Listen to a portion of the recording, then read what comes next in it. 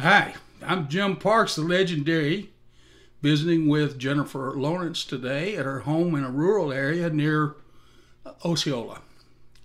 And on August the 18th of last year, 2017, 4 deputy sheriffs of the Hill County Sheriff's Office arrived here at this location, and they let themselves in her home.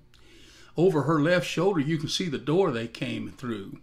They were here to locate a fugitive, and they told her daughter, who is 16, and they told her companion, who was here visiting, who is 20 and has a toddler for a son, and of course these two girls were terrified.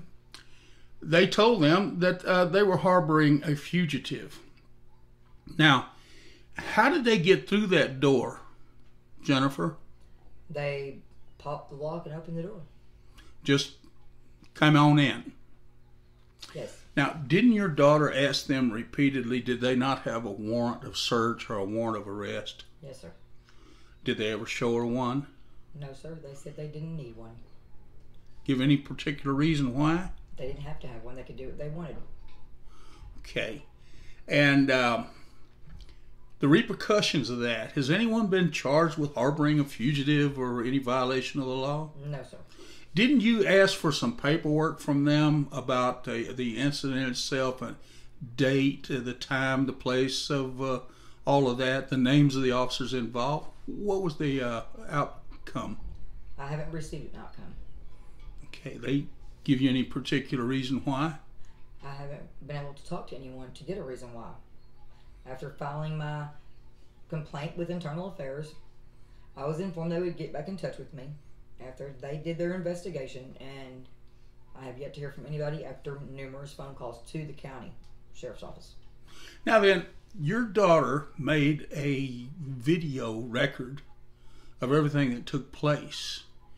And what were the officers heard to say? They talked about the warrant. What did they say? Well, they threatened her if she didn't open the door, that she was going to be in trouble for harboring a fugitive. She assured them that there was no fugitive in here and that I was not here, that she's not allowed to open the door, and they proceeded to threaten her.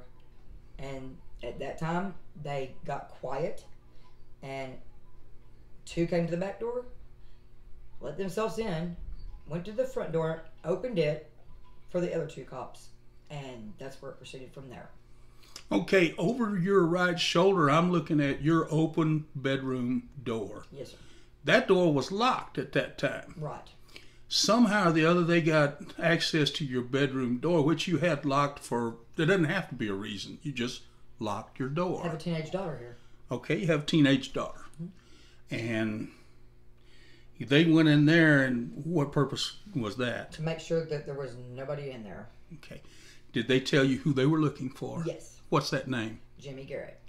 Did they have any specific allegation or complaint against Mr. Garrett? Credible resource.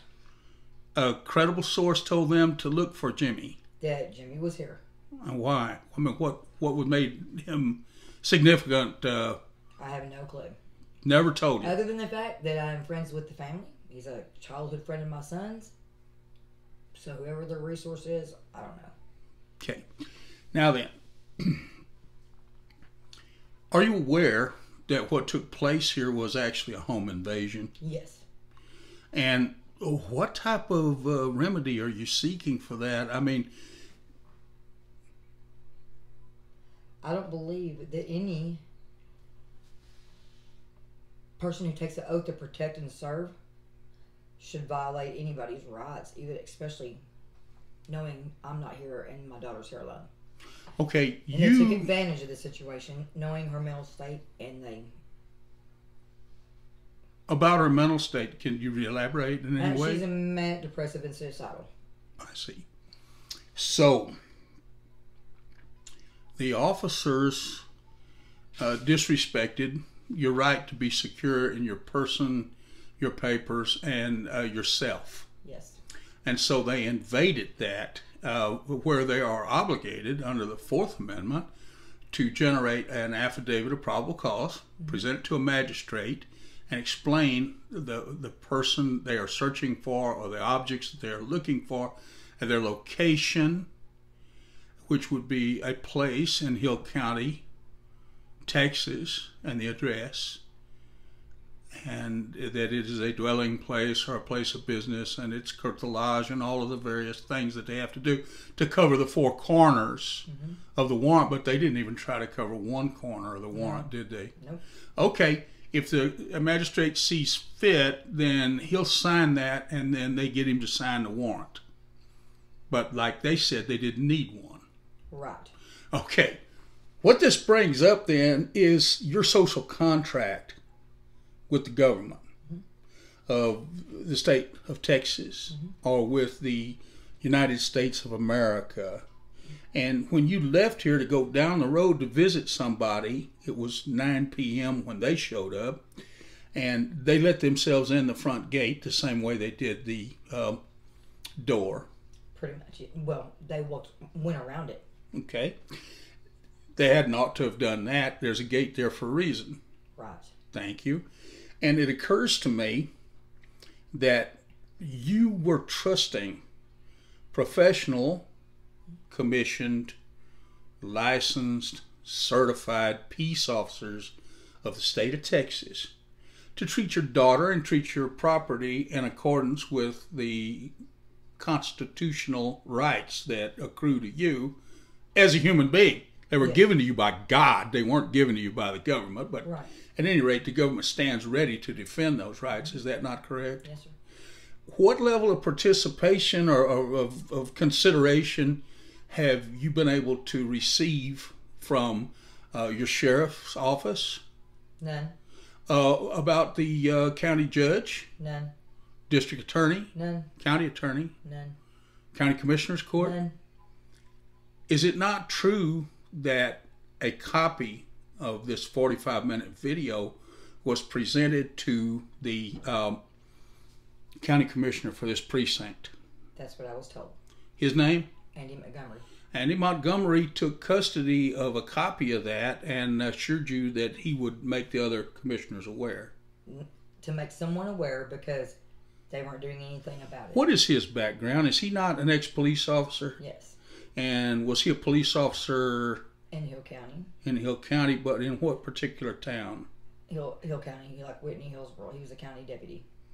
I know, but before that. Oh, and Covington, Texas. At Covington. He was a deputy. And your brother was the chief of police there. He was an officer. Yes. Your brother lost his badge. Yes. Through the actions of T-Cole for some reason that you probably are not at liberty to discuss because you don't know. But at any rate, it occurs to me that Mr. Montgomery is now your county commissioner. Yes, he was at the time too. So he knows as much about the law as anybody else. Yes. And he's done nothing to bring this into question, or... He told me that he made it known to the judge at the commissioners meeting what was going on. And that's all I've heard. Okay, are you prepared to go to the sheriff's office and ask for the official record of what took place? Yes. You would sign a Public Information Act request. Yes. To be referred to the Attorney General. Yes. And get whatever paperwork they've got on that. Yes, sir.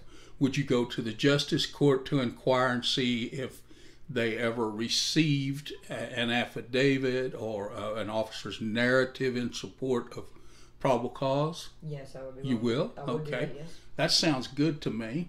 Secondly, are you prepared to seek redress in United States District Court for a violation of your civil rights? Yes.